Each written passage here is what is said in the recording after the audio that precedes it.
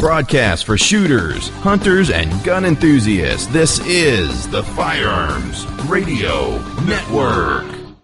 The bandwidth for this episode of Gun Guy Radio is sponsored by the Firearms Radio Network. Firearmsradio.tv.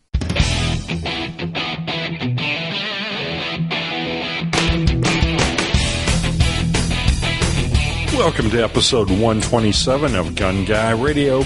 This is a podcast that shines a positive light on the firearms lifestyle.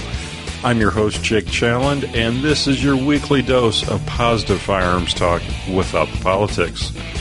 Well, just a few announcements before we get going in this little bit shorter episode. So we're looking for gun and gear reviewers, bloggers, and editors for the Firearms Insider. So if you're interested, shoot TJ at firearmsradio.tv an email and let him know, and he'll get you started over there. If you haven't checked out the gun and gear reviews over at firearmsinsider.tv, there's some really great stuff over there, so go check it out.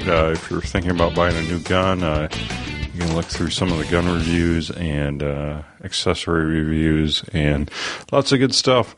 So we are going to be, we as in the Firearms Radio Network, a few of us are going to be at a bullpup shoot here in Illinois, Waterman, Illinois, Saturday, September 27th.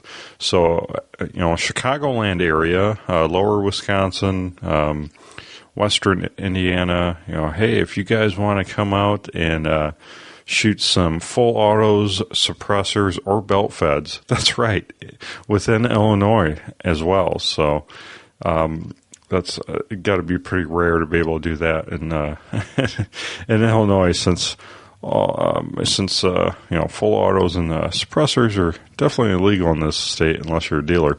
So you can come out, shoot those. There's going to be 15 plus vendors, and there's also going to be a zombie shoot. That's right. If you bring your own like IDPA or I think USPSA type rig, you can shoot a zombie shoot. I think there's an entry fee for that, but a lot of fun. September 27th, 9 a.m. to 5 p.m. You can find more info at bullpupshoot.com.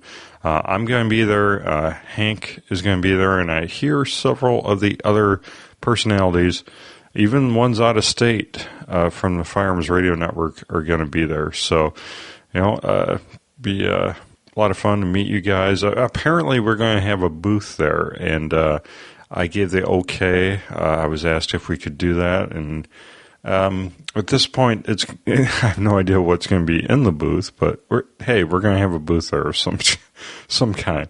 What does a podcast network have at a booth for an event? That's a good question.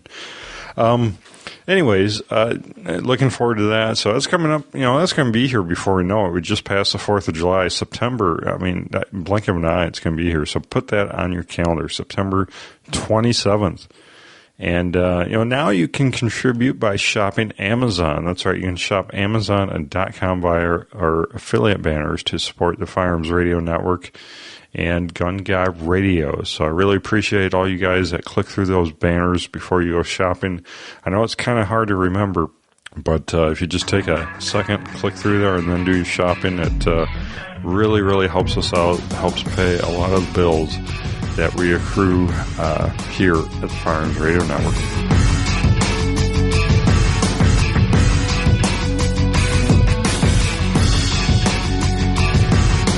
Well, so for the main topic this week, the title of this episode may have thrown you off, The Adventures of a Former Gun Guy.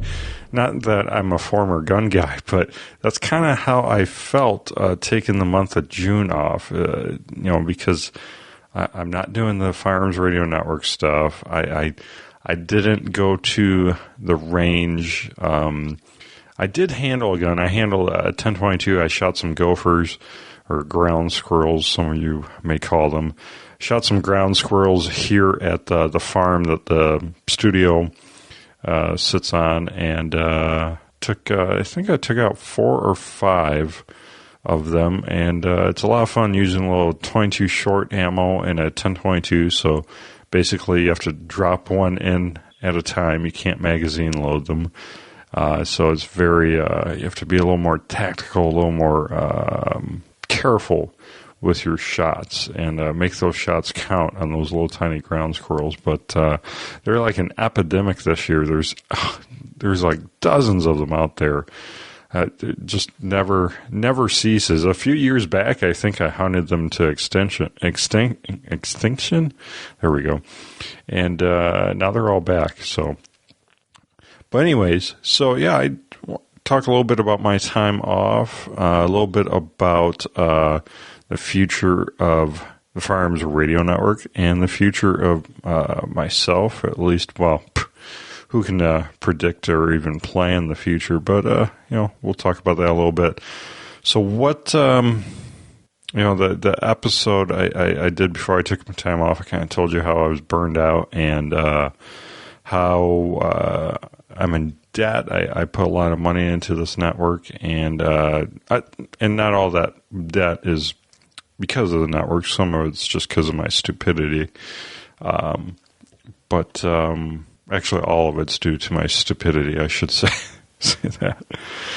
But what did I do while I was off? Well, I'm the type of person, I tend to swing to extremes naturally. I tend to go all the way to an extreme, and I'm getting better. I'm a lot better than I used to be. But when I admitted I had a problem again and got myself in a stupid debt, and I was like, I gotta get out of this. I'm going to do everything I can, sell the kids, do everything. I sell everything, shut the internet off at home, shut the TV, sell the TV, sell my Suburban, and then just share my wife's Suburban, and cut everything to the bone. Cut the budget, cut everything, and kind of freaked my wife out because she's got a stressful time enough with 4 kids, 4 years old and under at home. So to say that she was going to have to give up her vehicle a lot of the time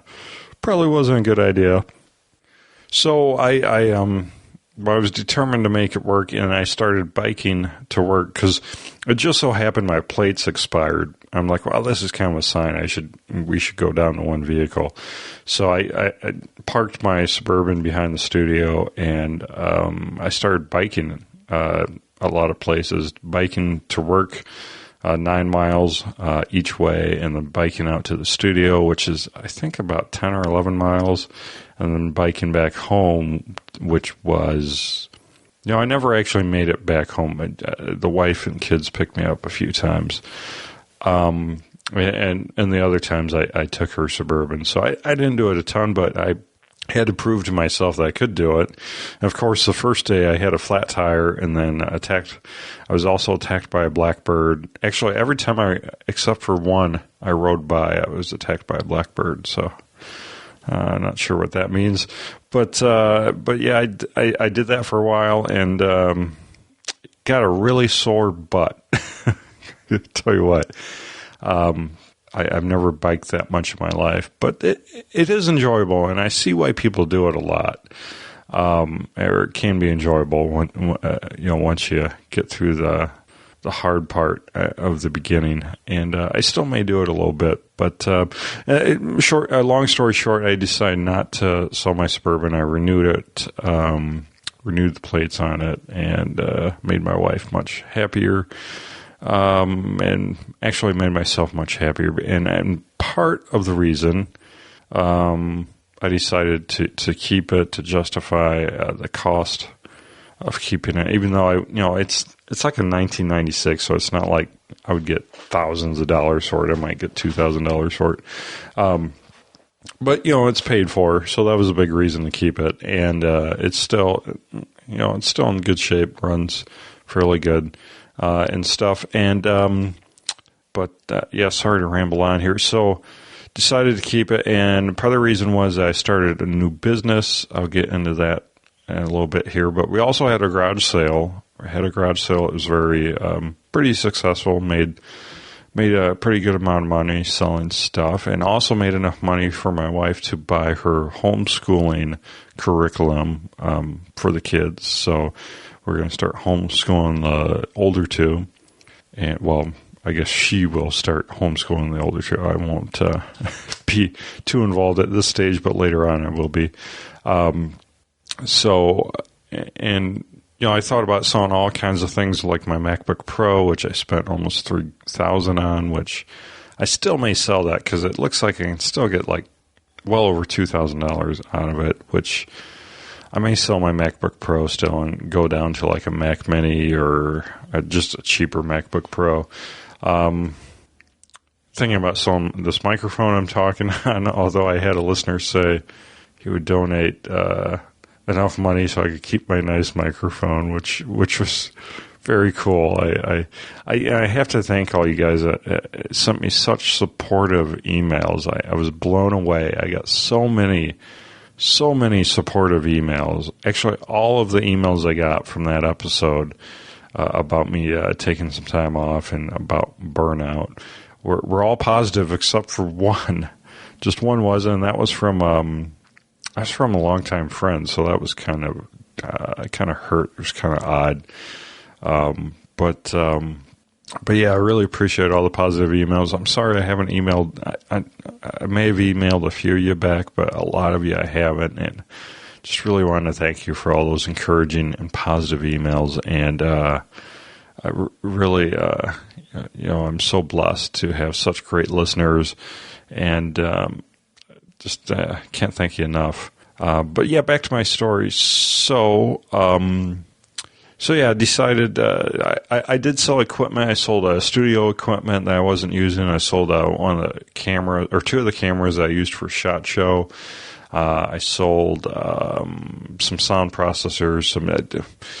Originally, I was going to have like a dual studio setup, and I sold my secondary equipment because I changed how I don't record my guests in-house really ever anymore, because essentially we switched to Google Hangouts. So I pared down equipment I wasn't using, and actually selling electronics, selling equipment on Amazon really works better than eBay now, it seems like, FYI. So I also started, but back to, part of the reason I got burned out and everything was because I'm, just not making enough money to support a family of six, and at the same time I'm pouring thousands of dollars into the network, and that I shouldn't be. And at the same time, I'm working like 100-hour weeks and just completely no margin for time, no margin for family, no margin with finances or any of that.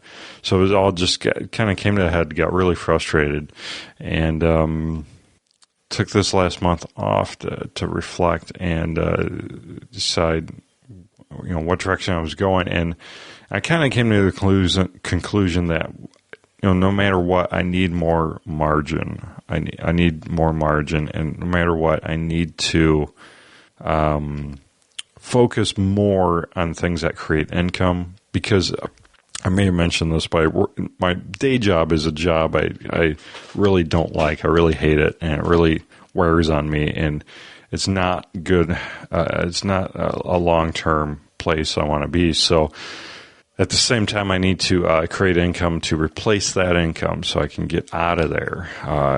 Because to an extent, it's a toxic work environment. But there's some really good guys.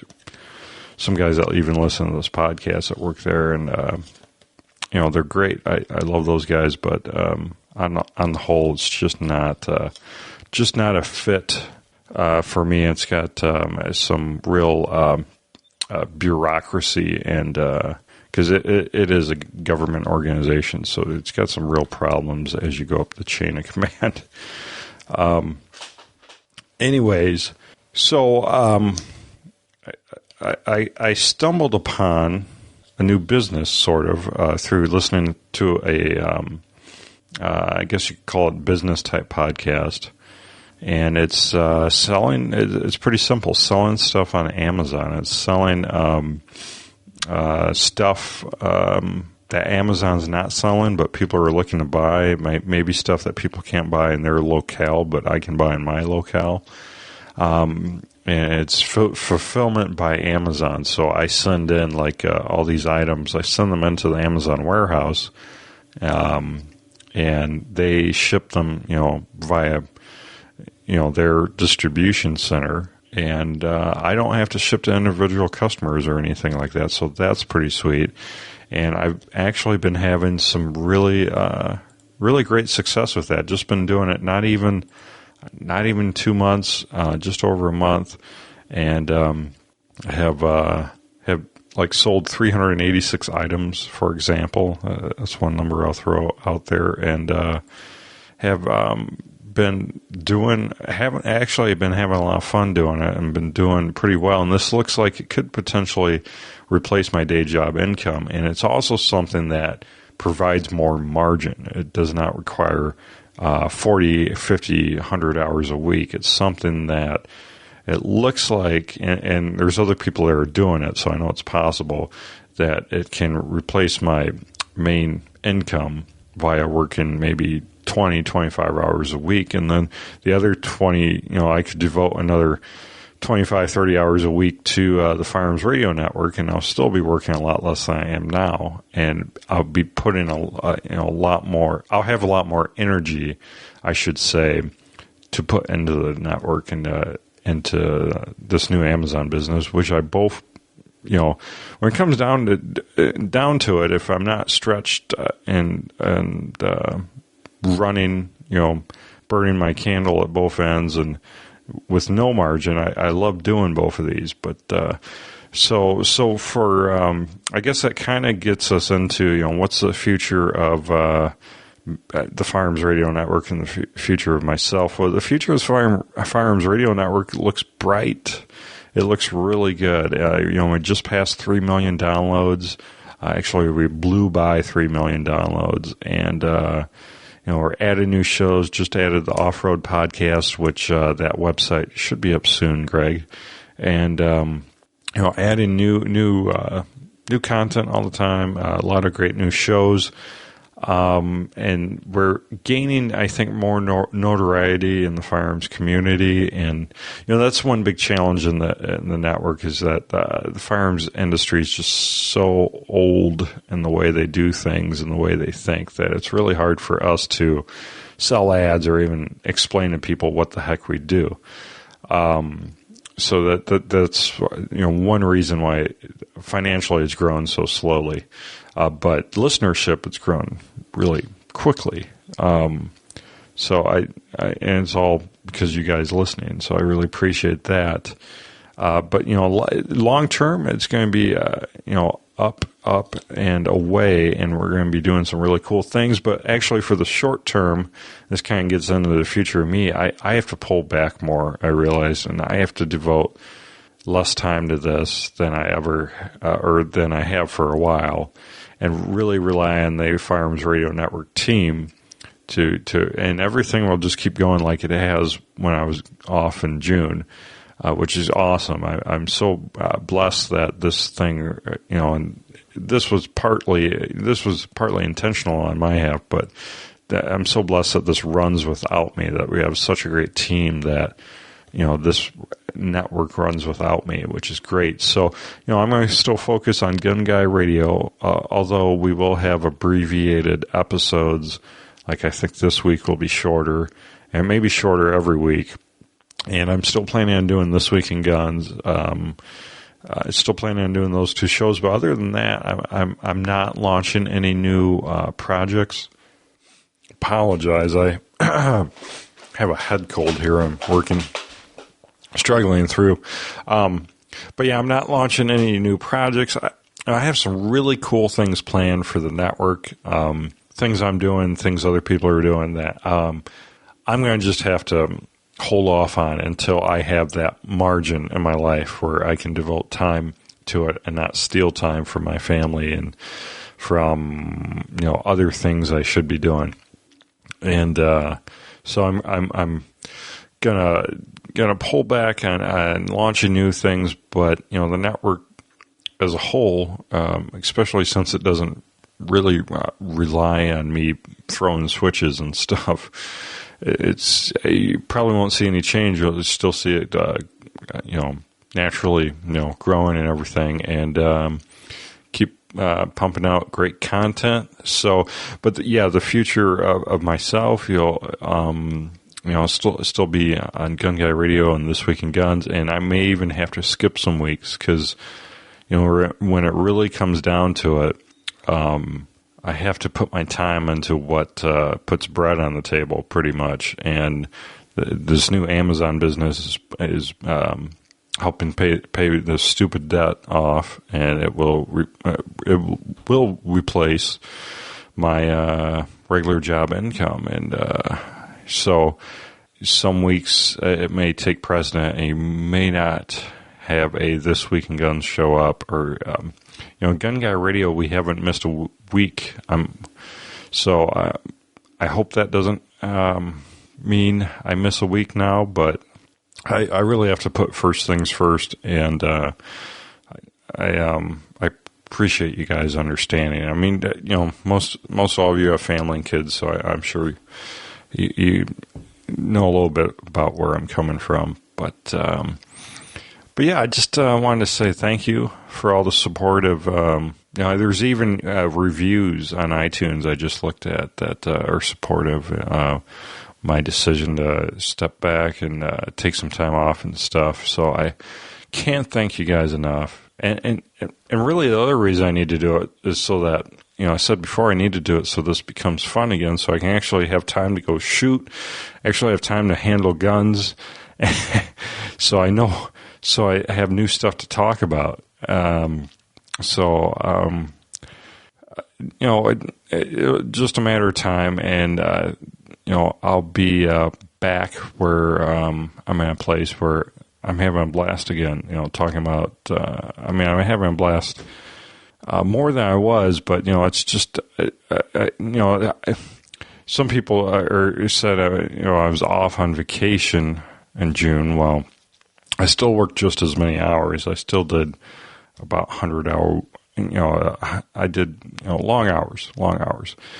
But it was focusing on like the Amazon business, and I did things I haven't done with a family for a long time. I took the kids fishing. I did not bottle rockets, but rockets, like the spaceship rockets that you launch off a launch pad. Little toy rockets. Stuff like that with the kids, and I still feel like I'm screwing up. I still don't spend nearly as much time with them as I should, but I'm working towards that. And long term, I know I'll get there. And I appreciate you guys putting up with me and caring enough to listen to this episode. So I think that's about it for the main topic. We still have the product spotlight coming up, and I'm working on launching a Patreon campaign as well, to where we can become listener supported. Excuse me, and I think that will really help, because then we don't have to always be just relying on affiliates, which is also listener supported, but it's a little more automatic, I guess. And we don't have to, totally rely on the finding companies to support us, which is proven really pretty hard. So really appreciate it. And the next year is going to be amazing. I really believe that. I really kind of got some hope again. I guess taking this time off, I'm not... someone asked me if I was on fire and rejuvenated, and to be honest, I'm not. I'm still really tired, and not just with the network stuff, but just life, just everything. I'm just still so tired, and that's probably true for anyone with 4 kids. But I have hope again. I have moments when I'm on fire again. So I'm way better than I was a month ago. So I do see a light at the end of the tunnel now. So that's I don't know. I'm just being honest. I don't mean to sound all defeated and depressed. Someone said I sounded that way in the last episode I was on, but just being real here. And I really do believe the future is bright, and I expect good things for the next 6 to 12 months. I really do. So, and again, thank you so much for your support. And let's take a little break.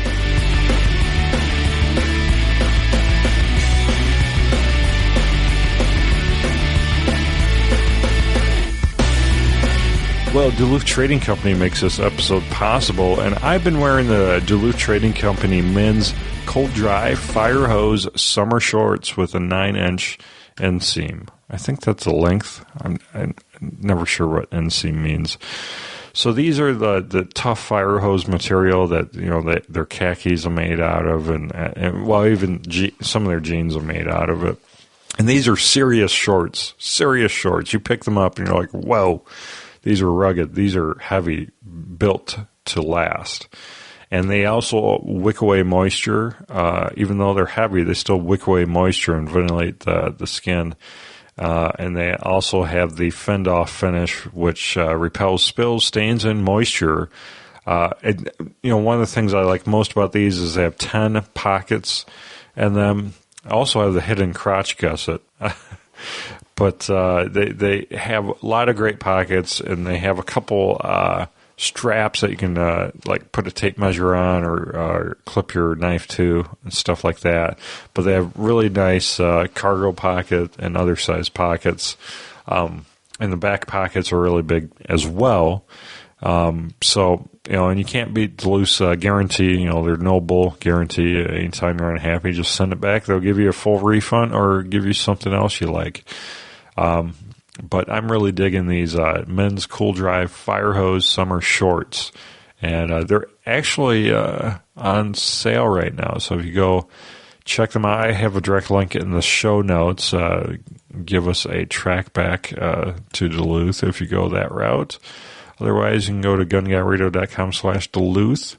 And I really appreciate you guys checking out Duluth. It's a company that I can stand behind 100%. Not only because they have an awesome guarantee, but they have just an awesome product as well. So check them out.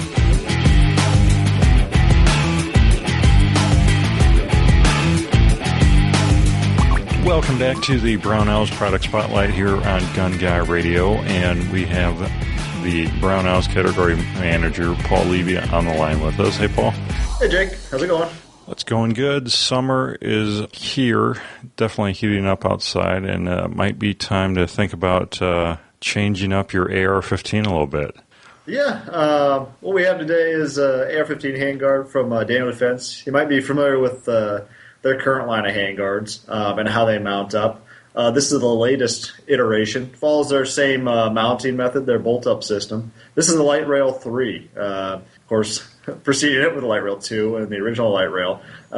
It still is a quad rail. It doesn't follow that trend of a lot of the tubular handguards you're seeing. Daniel Defense does have the MFR. But this is really for people that want to mount something directly to the gun, or such as PEC-2s, laser devices, flashlights, something that needs to be zeroed. So you can maintain that rigidity across the whole handguard. Some pretty neat things on the Light Rail 3. The main thing is how it mounts up. It's a little bit different than previous models. Previous models had 6 bolts. This, as you can see, only has 4.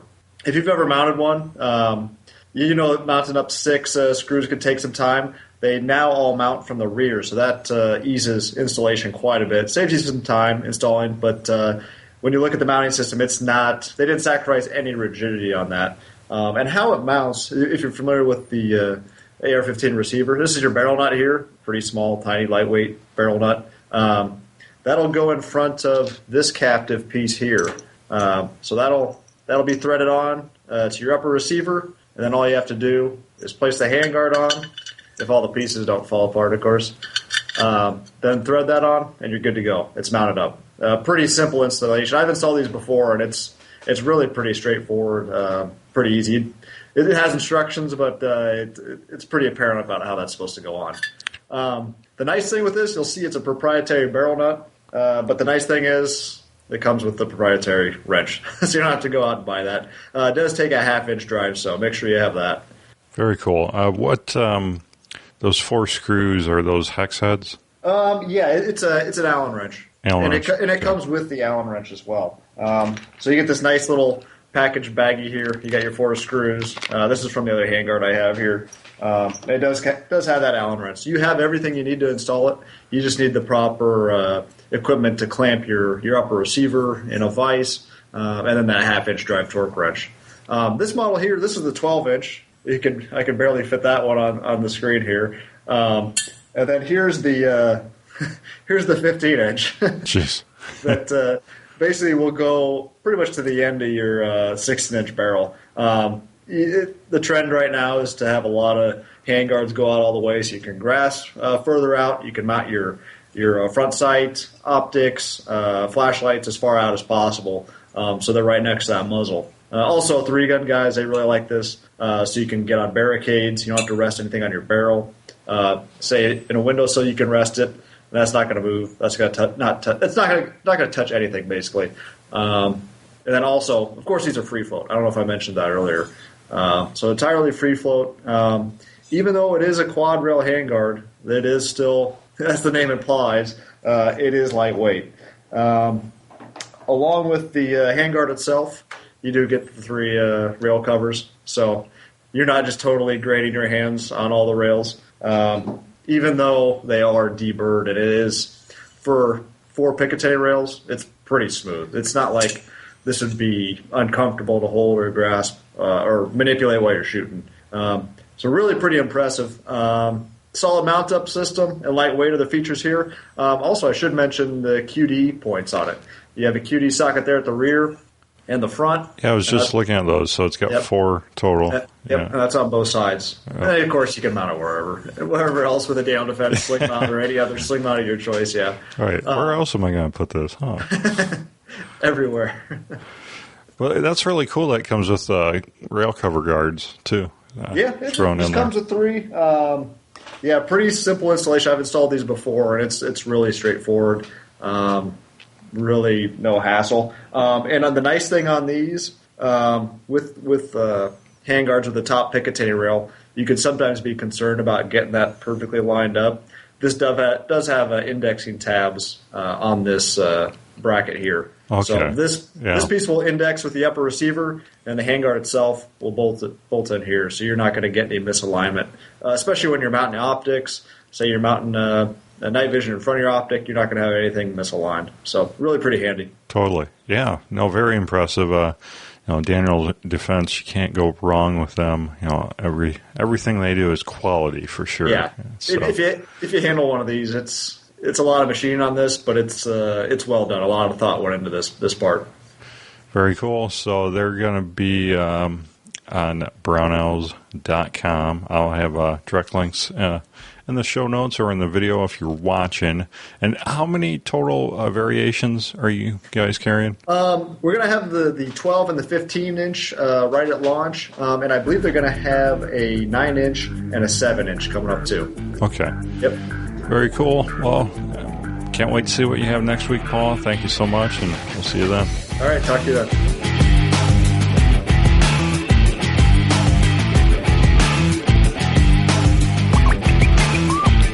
All right, like I said, I'm working on the Patreon campaign, more info on that. But we will be giving away boxes. We like shooting, calls them battle boxes. I'm not, I thought about maybe calling these, I don't know, like squib boxes or marksman boxes, sharpshooter. But I think I want to throw them in an ammo can and throw different stuff in there and give you guys a real bang for your buck. if you support us at like the $15 or $25 level. But I'll also set it up so you can support us at just $1 an episode. If you like the show, we'll shoot you out a sticker in the mail, one-time thing. But these boxes that I'm working on putting together for like a $15 or $25 per episode patronage. I'm working on finding some really cool stuff to throw in those to really make it worth your while. Something that I would be willing to put money in for if it was me. So look forward to that in the next couple episodes. Hopefully I'll have something hammered out there. And, the AR-15 podcast is giving away that new AR-15 rifle, or that new giveaway they're doing. Probably won't be new by the time Reed's done with it, but but they're giving away an AR-15 rifle, and you can enter by subscribing to our email newsletter. If you're already a subscriber, don't worry, you're already entered. But tell your friends they can subscribe, and you can get more info over at AR15podcast.com or by listening to their show. So, Ryan Cross, Hunter Design, he's designed all the awesome artwork here on the Firearms Radio Network. If you need any kind of artwork, logos, website, etc., go to hunterofdesign.com, and he'll get you hooked up. So that about wraps it up this week. Thanks again for listening, and please share your thoughts. Leave a comment on the bottom of the show notes, or we don't have a video this week, audio only.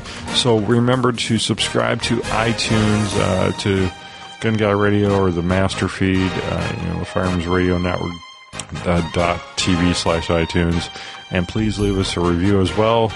Join the NRA and the Second Amendment Foundation. I'm a member of them both, and they both do things that we can't do as individuals to preserve and expand our gun rights.